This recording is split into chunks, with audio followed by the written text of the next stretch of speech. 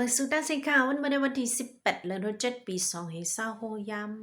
โหคาม5 โมงไปนะคะพบทบตั้งค่ะเฮาปานนังค่ะชูเฮือนอ่านข่าววันมื้อนี้เฮาก็มาถอมด้วยข่าวคือด้านอันมีมาแทงในการเอ่อย้อนนำค่ะนะในก็มันเป็นแกมลัดมันเปลี่ยนมาเนี่ยค่ะเนาะมันห่างป่วนเด้อว่าตั้งห่างโตแตงน่ะนะก้อยกะว่ามันจังเฮ็ดหือเนี่ยค่ะเนาะเปิ้นเฮ็ดมาจื้อก็กะเลยเฮ็ดจ้อมจังนั้นบ่เอาแกมหลายอยู่ๆซ้ำ อำไคฮับตัวเจ้าเก่าเนี่ยนะอาคามาถอมด้วยข่าวอันดีโหมจมแทงหูนึงนะคะเนาะมีข่าวเช่งใหม่นิวส์นะคะเนาะออกมาว่าห้องการภายในเมืองนะคะเนาะเมืองไทยเนี่ยค่ะเนาะลงปองจึงเมืองไทยเขาไล่ปลาไล่ไผ่โคมกันตั้งไผ่ป้ายเป็นยานะคะนะไล่เฮ็ดปันวัดเวอลูกอ่อนผ่านเมืองเฮงแปดปักไม้นะคะเนาะ อ๋อย้อนน้อมค่ะเฮงแปดปักไปในอันลูกตีล้วนผันเมืองให้เป็นมากวนไทยค่ะนะแทง20,000ปลายในเป็นลูกอ่อนอันผ่านเมืองนี่ค่ะเนาะอันมีวัดมีหวาอันมีว่าเกิดจะในอันเป็นลูกอ่อนโฮจีจะในเนี่ยค่ะล้วนโฮจีเนี่ยปองว่าสังอะไรลูกอ่อนอันน่ะมีไว้เกิดณเมืองไทยเฮก็มาขึ้นเฮียนอยู่ในโรงเรียนเมืองไทยตังหมดตังปิดจะนั่นค่ะเขาได้เอาโฮจีในเส แต่ปันกว่าตั้งตูนับ13ตูเมืองไทยนั่นเองค่ะเนาะลูกอ่อนเจ้านั่นก็ไล่เฮ็ดวัดเวอร์ปันกว่าตา20,000ไปนี่ค่ะเนื่องนั่นก็เตป้าเวียงเกียงใหม่แม่ริมหางหลวง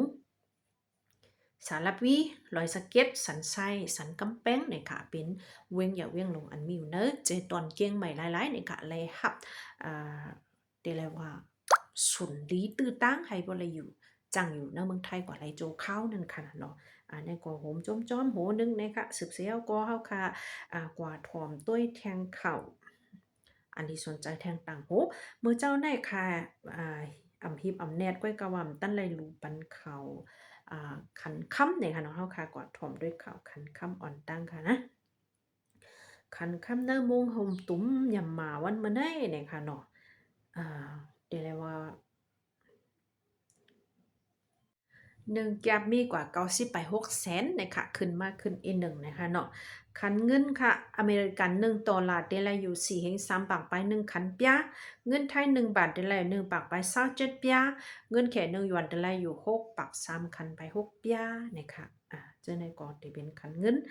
หรือนั่นก็เฮาคาถ่อมด้วยแทงต่างเมียวนั่นค่ะนะเนาะมีสั่งหลายๆแท้ง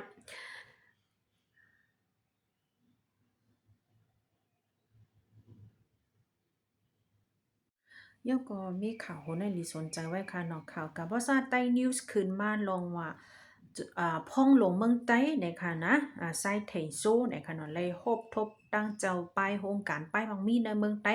อันเป็นเจอเส้นทานเล็กและทานกลางกว่าวันนี้ค่ะอันมานเตรียมไว้ว่าอติซาในอันละซาโรงงานชิ้นอันว่านั้นนะคะเนาะในวันที่18เดือนธันวาคม7ปี2026ยามกลางเนินเนี่ยค่ะ จุ้มเขาเลยฮบทบกันกว่าที่ห้องหอลงเว้งตนที่อันมีกังเว้งที่เงาจึงหลงเมืองใต้เฮาค่ะนี่ค่ะนั่นก็ผู้ขึ้นฮอดก่อนเตมีเจ้าของป้ายมักมีเนี่ยค่ะจันทานกลางทานเล็กหมอกเจ็ดก้อนี่ค่ะเลยมาตั้งรัดแนตั้งยามพืชอันเขาเลยฮบและตั้งหลูเคออันหลูเลยมีจังได๋นี่ค่ะเลยตั้งแน่กว่านี่ค่ะเนาะในก็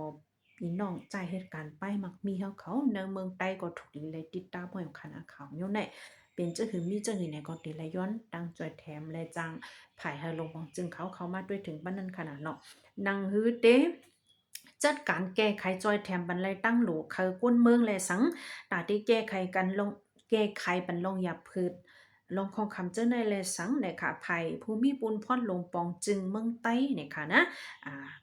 ในก็เตเอ็นมาเปิดผุยบันดีลุ่มเก่านะคะเนาะอันห้องว่า one stop service center นะคะนะ ตีปันลองจองเจแก้ไขปันอืมปัญหาลองของคำอันก้น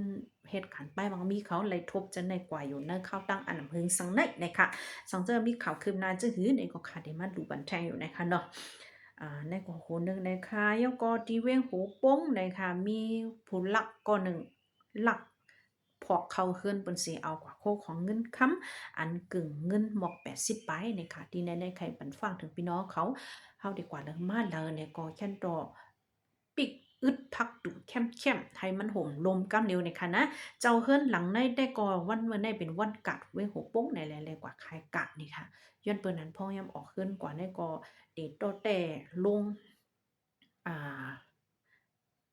พักตูแนมจะว่าแต่เลยว่าคัดแต่คัดวะเนี่ยนะคะนะตัวแต่ก็แกะเอาอินกันค่ะนั่นเนาะจอมหนังกูปอกนะคะมือปานกูปอกได้ก็รอดเพขนมมีพยายามเฮ็ดสังเยอะเมื่อแล้วได้ก็มันไล่เนี่ยค่ะนะในวันที่17หรือ7ปี26ยามเมื่อวานเนี่ยนะคะนะเดี๋ยวเลยว่าเนี่ยงากว่าเนี่ยค่ะเนาะงามแม่นวันกัดนึงค่ะนะพ้องเจ้ากัดขายกัดให้ปอกมาเฮือนบอก9:00นเนี่ย ผู้ลังในแรงยินเสียงเลยกึ่งกลางแอนไปยอกคำโหกว่านะคะป้าว่าคู่ของเงินคำมีหมอก80 แสนไปในนะคะเนาะได้ก็โหนึงค่ะเวียงกรุงเทพนะคะเนาะอันมีเนเจตอนทนบุรีนะคะนะ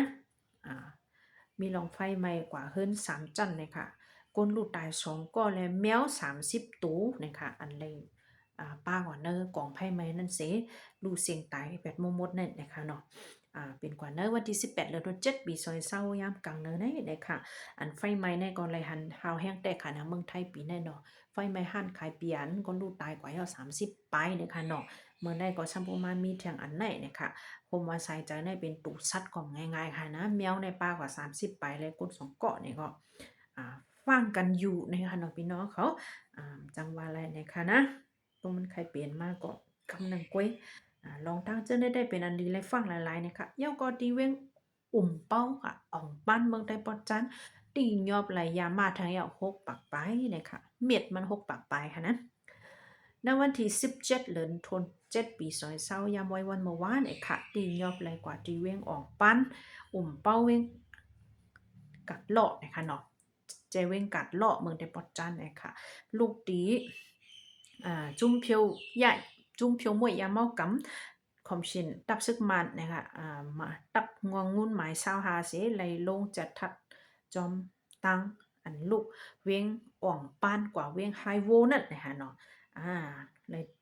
ลยแห่กึดรถเครื่องอันขี่มาหลอดจ้าเมืองเข110นะคะสีลำนะคะเนาะแห่กึดใส่จัดทัดติงยอบอะไรกว่าที่ผู้ใจนะคะอันอยู่เวียงอ่องปานปอก3นะคะชื่อห้องว่ามิวไหลวินนะคะเนาะป้ามาเนยถงมันนะคะเพิ่งมันนับด้วยก็ตั้งหมดเดี๋ยวมีอยู่ปากปลายนะคะนะติงยอบหลายๆเกาะหลายติหลายตั้งนะคะนอนคุมป้องกันเนาะ6ปากเม็ดก็หนังเก่านะคะจ้องหนังเฮาคาฮูกว่ามันเดี๋ยวมีอยู่หมอกจังไหนยองก็อันใครปันฟังทางพี่น้องเขาแทงหูหนึ่งเวียงตีเวียงเอสายาและเวียงช่วยหยองเมื่อได้พ่อจ้านหนังเก่านะคะห้านขายคำ2ห้านถูกย่านางยิงก่อเลียวกันเสียแลนขายคำบอมคำพังกว่านะคะป้าลู่ซุงเงินกว่าหมอก2ปากแสนนะคะป่นมาในวันที่17เดือนธันวาคมปี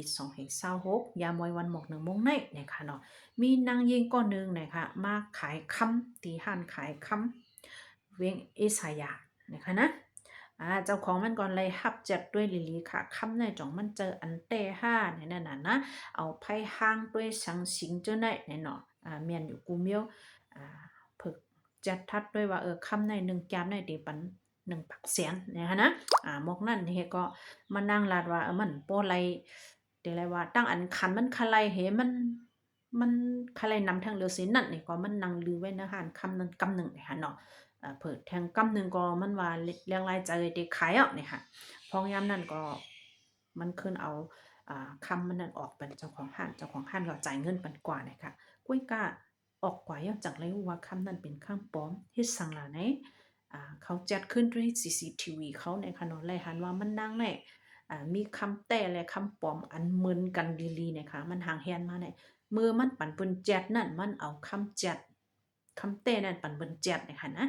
เพราะงั้นมันเด็กขายนั่นก็เจ้าของห้านคำก็ว่ามันไกลแจดเย้าในเสก็อำแจดด้วยแทงนั่นขนาดเนาะย่าเลียนกว่านะคะที่เว้งช่วยหยองนั่นก็เป็นนางยิงก็ได้เหมือนกันนะคะและเขามือห้านขายคำเสมือเอาไล่ในเจ้าโตตีเจ้าของห้านคำนั่นเหมือนกันดูซุ่มกันกว่า